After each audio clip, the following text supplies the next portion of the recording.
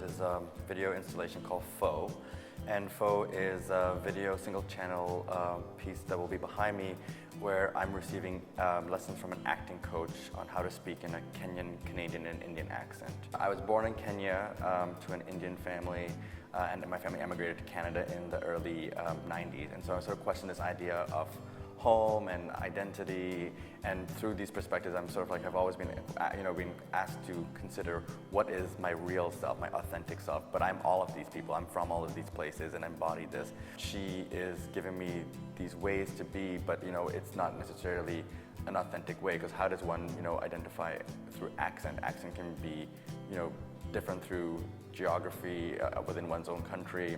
It can be a marker of class, distinction, and so I'm kind of just sort of questioning that as well.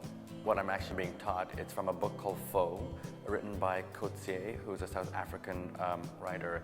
And in the book Faux, it's a sequel to Robinson Crusoe, where a woman has found herself stranded on an island with Robinson Crusoe and Friday the Primitive, and automatically assumes that Friday is an imbecile, and she calls him stupid because he doesn't speak to her. And in the passage, Crusoe explains that he doesn't speak not because he's an imbecile or stupid, but because he doesn't have a tongue.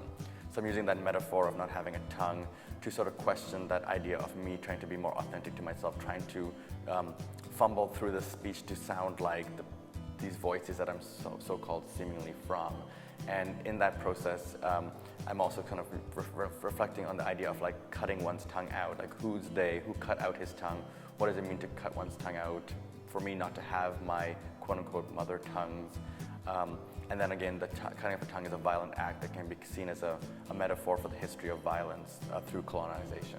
And what you see behind me is a sort of a transcribed translation of her phonetic language, and it becomes sort of a backdrop for the piece. So when you're watching me in the video, you can kind of try to follow along. And there's also a poster multiple that goes, which is a giveaway that gives you the opportunity to sort of follow, but then to also take that sort of written direction and try to make that sound yourself. And even if you don't make the same sound as what I was trained to do, it gives you a different way of questioning, like, what is this language? Where is it from?